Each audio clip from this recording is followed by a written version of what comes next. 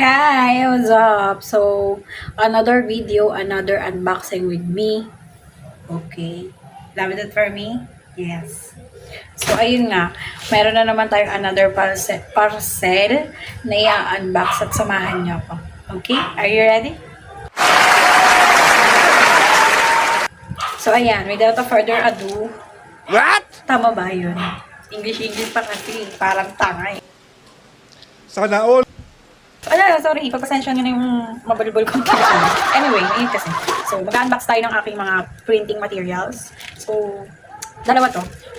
Yung iba na video ko na last time. And today, dumating tong dalawang parcel ko, which is the A4, hard copy A4 size na bond paper. So, nag-buy na ako nito kasi, katas ng mga keychain ko to. So, gumagawa ko ng mga keychains, mga customized keychain. So, ayun, samahan niyo ako mag-unbox. Unbox with full carrot like rawr.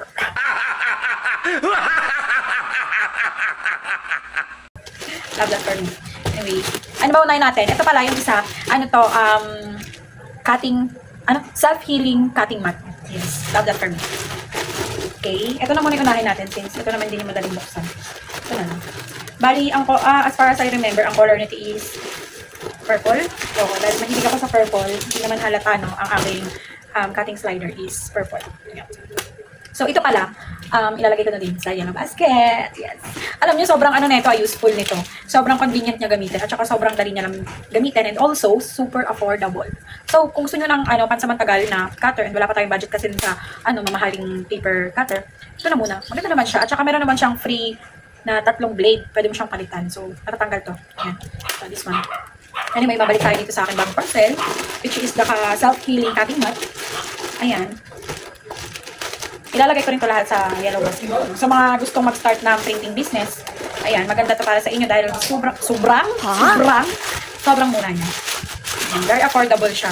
Bali, ang bili ko dito is 130, as far as I remember. 130 pesos lang siya. And size, gastig, ang laki niya. Wala. Ang laki niya. Anong size to? Laki niya pala. A3 ba to? Hindi ko matandaan. Ang alam ko A4 yung... Oh! Meron na siyang freebies. Marami yarn. Freebie na... Wait lang.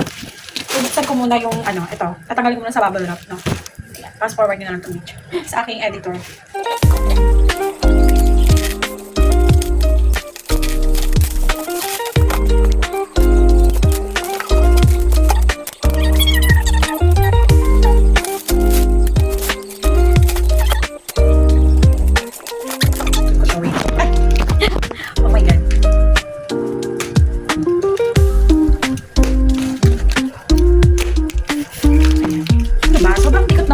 Unboxing na to. Diba? Wait kami.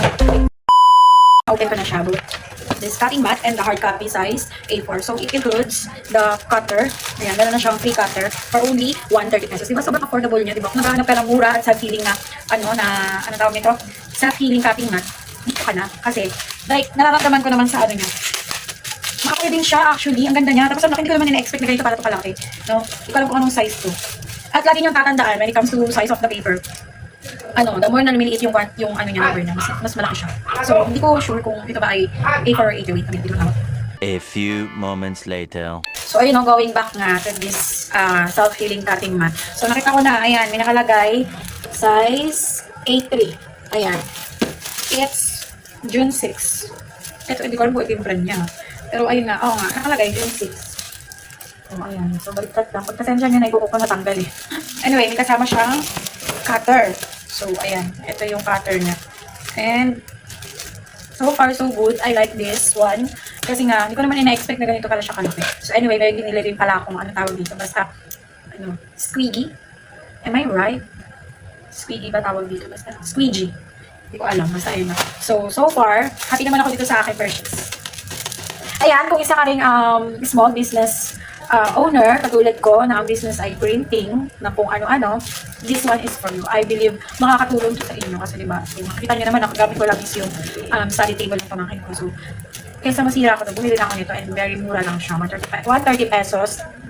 Ko siya nakuha. So, ayan, kasama na siyang ganito, cutter. So, kung ako sa'yo, bumili ka na kasi this is very affordable and helpful para sa atin na mga ito. Isa pa to, this is hard copy bond paper. Ang bili ko naman ito is 185. So, kung susumahin, kung bibili nyo ito sa,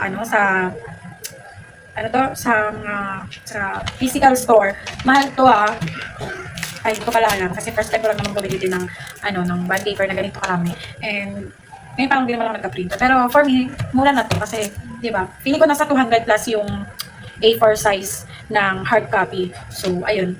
Para sa akin, good siya. Kasi 500 pieces naman na to. And basta naman yung quality ng hard copy, di ba, kung titignan mo. Gusto sumahin mo sa pag magpiprint ka. Ayan. So, for student and a small business owner na katulad ko, itong mga purchase ko is very approved for me. And kung gusto mo din bumili ng ganito, kung gusto mo mag-avail ng ganito, available din sa aking Yellow Basket. So, ayun lang muna for today's video. Abangan nyo ako sa mga paparating ko pang bullet. Bye!